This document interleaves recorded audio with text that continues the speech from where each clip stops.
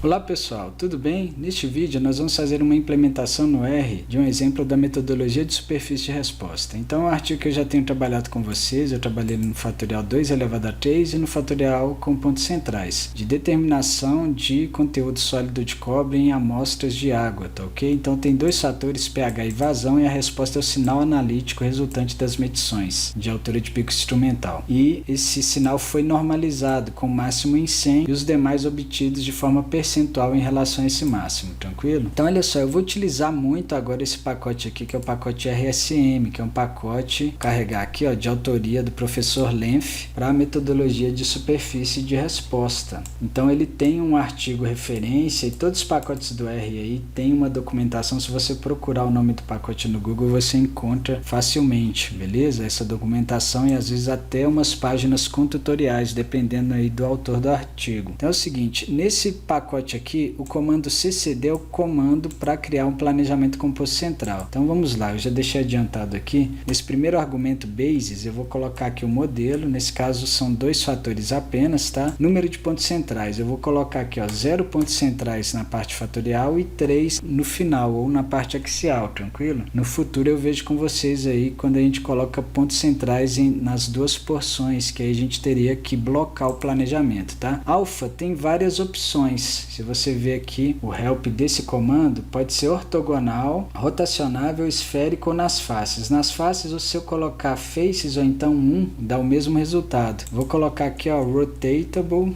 que é o rotacionável. Esférico seria um planejamento onde os pontos axiais estão à mesma distância dos fatoriais, então alfa é igual a raiz de k. O rotacionável, alfa é igual a raiz quarta de 2 elevado a k, igual eu ensinei para vocês na teoria, que é o planejamento CCD com melhores propriedades. Ele tem ótimas propriedades de variância e de previsão do modelo obtido, tranquilo? Você tem um planejamento de variância ótima. Então eu vou utilizar mais esse, mas depois eu mostro exemplos aí também com planejamento CCD de face centrada, que é esse daqui. Randomize eu vou colocar igual a false, para a gente obter o planejamento na ordem padrão e facilitar a inserção dos dados. OneBlock eu vou colocar igual a true, tá? Porque eu não estou fazendo o planejamento com dois blocos, só tem um bloco só. E aqui os fatores x1 e x2, que são a vazão e o pH respectivamente, eu vou colocar agora aqui de forma codificada assim, ó. Então x1 decodificado é VZ e eu vou subtrair aqui do nível central e dividir por 1. Esse 1 aqui seria a distância dos pontos centrais, que é 8, para os pontos fatoriais, tranquilo? Então essa é a forma que o autor colocou aqui para a gente definir o planejamento decodificado. E pH, nesse exemplo aqui, por incrível que pareça, tem os mesmos níveis do fator vazão. Então menos 8, 8 é o ponto central e 1 é a distância do ponto central para os pontos fatoriais. Então para ambos os fatores aqui é 7 e 9, porém aqui em mililitros por minuto, que é a vazão, e aqui é o pH, tranquilo? 7 e 9 os níveis fatoriais e 8 central. Então vamos dar um Ctrl Enter aqui. Pronto, se eu quiser ver esse planejamento, eu posso ver ele aqui codificado, tá? O data frame, então ó, menos, mais, menos, mais, menos, menos, mais. Aqui os pontos axiais, menos 1,41, 1,41 com 0, tá? Nessas duas linhas aqui são os pontos axiais para x1 e aqui os pontos axiais para x2. Então aqui é raiz quarta de 2 elevado a 2, tranquilo? Que dá a raiz de 2 nesse caso, tranquilo? 1,41 seria o nosso alfa, a distância aqui dos pontos axiais. E aqui os 3 pontos centrais, beleza? Mas se eu quiser ver o planejamento decodificado, eu posso ver ele aqui,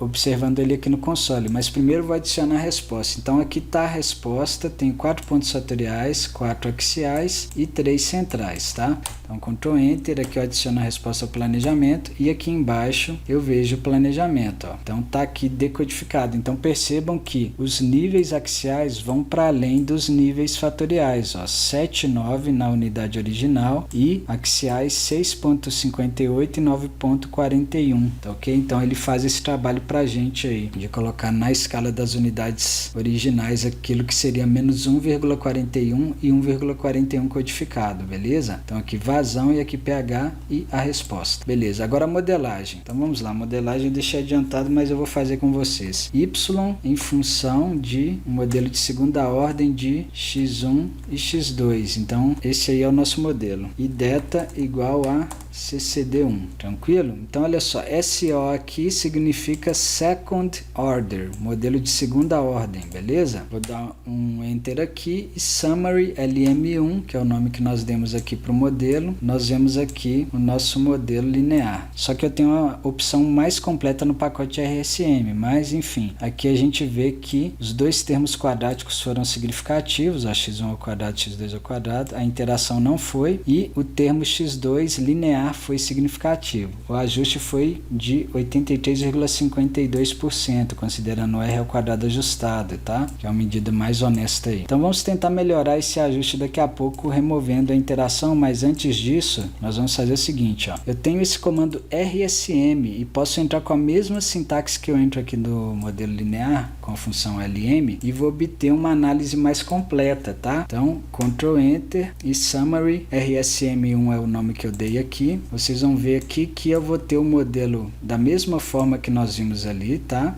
O modelo linear, tá? Com um ajuste certinho aqui. Porém, aqui embaixo eu tenho também uma nova, só que é uma nova reduzida. Se eu quiser uma nova mais completa, eu tenho que usar aquele comando ALV que eu já ensinei para vocês. Mas o legal nessa nova aqui, ó, é que eu tenho um teste para falta de ajuste. Então, ele vai dividir o erro experimental na estimativa do erro puro e num teste para falta de ajuste do modelo. Nesse caso aqui, deu falta de ajuste. Então, depois a gente vai tentar melhorar isso daqui. Deu significância para o teste de falta de ajuste.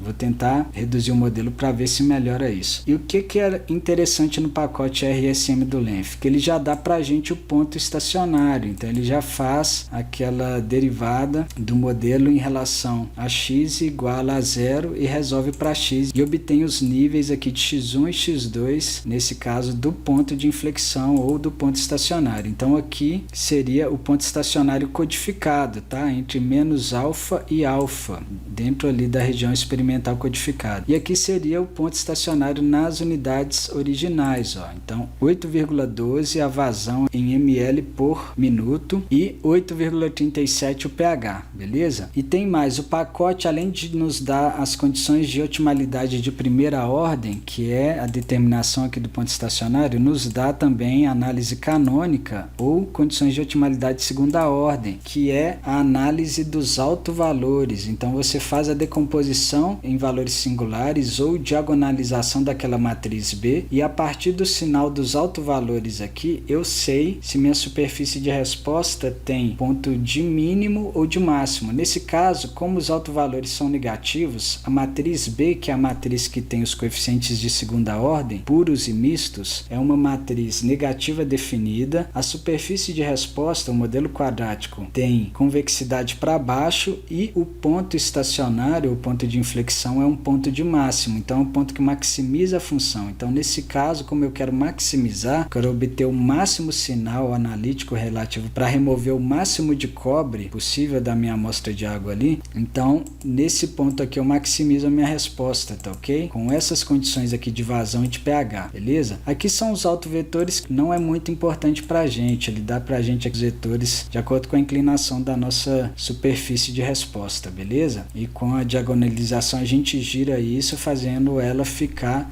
sem o efeito da interação, ou seja, os eixos da superfície de resposta ficam paralelos aos eixos x1 e x2 ali, se você observar o gráfico de contorno, tá? Mas lógico, a gente não plota o modelo dessa forma não, a gente não plota o modelo rotacionado não, a gente plota o modelo sem a diagonalização, porque a gente considera importante a interação a princípio, nesse primeiro modelo. Mas agora eu vou testar um modelo reduzido sem interação. Então como que eu vou fazer aqui esse modelo? Então eu vou utilizar só o comando RSM agora, que a gente viu que tem uma análise mais completa, e vou colocar da seguinte forma: FO, que seriam First Order, ou termos de primeira ordem, x1, x2, tá? E aqui, além dos termos de primeira ordem, eu vou ter os termos PQ, que seriam os termos quadráticos puros, tá ok? Então x1, x2. Então se eu colocar SO, ele vai me dar os termos de interação também. Aqui eu quero só os termos quadráticos puros, estou removendo a interação.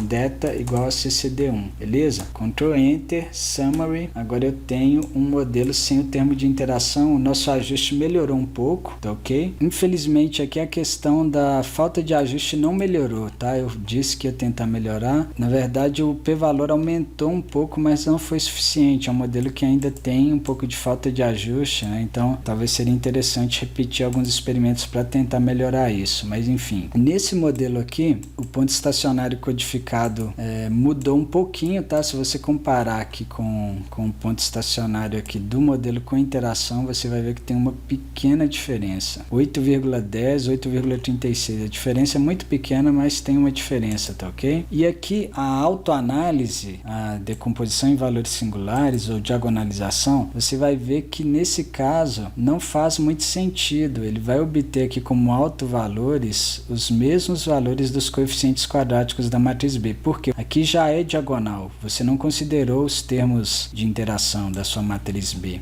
entendeu? Então aqui não teria necessidade, já pelos sinais aqui, ó, dos coeficientes quadráticos, como eu tirei a interação, eu já sei que a minha matriz B, ela é negativa definida, eu tenho convexidade para baixo e ponto de máximo, então esse ponto estacionário maximiza a resposta, beleza? Então pronto, se eu quiser ver só as condições de otimalidade, o pacote RSM tem esse comando canonical aqui, e eu entro aqui com o modelo e ele vai me dar aqui só o ponto estacionário e a autoanálise separado, beleza? Agora as pressuposições eu testo da mesma forma que eu fiz várias vezes com vocês aí no fatorial, então extraio os resíduos e faço o teste de Shapiro para normalidade. Nesse caso, como p-valor é maior que alfa, não há indícios para rejeição da hipótese de normalidade dos resíduos, tá? Posso plotar e avaliar aqui o gráfico de resíduos, tá? Nesse caso aqui, como teve falta de ajuste, talvez seria interessante repetir alguns experimentos aqui que deram resíduos mais altos, tá? Os experimentos 2 e 6, por exemplo. A gente vê aqui que são os extremos, beleza? Mas normalidade a gente não teve problema. O problema foi aí de falta de ajuste. E aqui eu posso testar a homocidasticidade também. Aí eu tenho que fazer um modelo com uma sintaxe diferente, senão esse pacote aqui, o OLSRR, que faz o teste de Birch,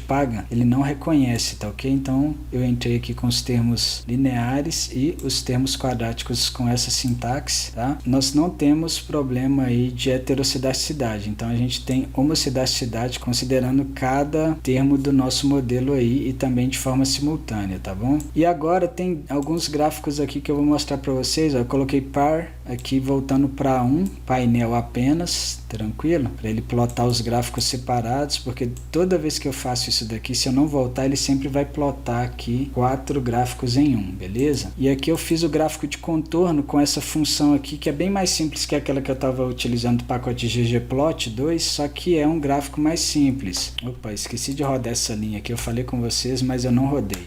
Então, se você quiser utilizar aquela mesma sintaxe que eu utilizava nos vídeos fatoriais para obter um gráfico mais elegante, com uma transição mais suave, você pode utilizar o pacote ggplot que eu já ensinei lá nos vídeos de fatorial, mas aqui eu vou fazer de forma mais simples para o vídeo não ficar muito extenso, tá? E tem também esse comando aqui de perspectiva que vai gerar um gráfico tridimensional pra gente, que é um gráfico bem interessante também para a gente visualizar aí a superfície de resposta. Ele mostra aqui no plano gráfico de contorno e aqui de forma tridimensional comportamento da resposta em relação aos nossos fatores de controle, tá? Então nos dois gráficos a gente vê aí que a gente tem um ponto de máximo, né? Aqui fica mais fácil ver mais ou menos onde está o máximo, mas nós já observamos lá na análise da superfície de resposta que o máximo é aqui, 8,10 e 8,36, então 8,10 por aqui assim e 8,36 para o pH mais ou menos por aqui, beleza? São os níveis que otimizam a nossa resposta, beleza? Esse gráfico fica muito legal, se você gerar ele em PDF,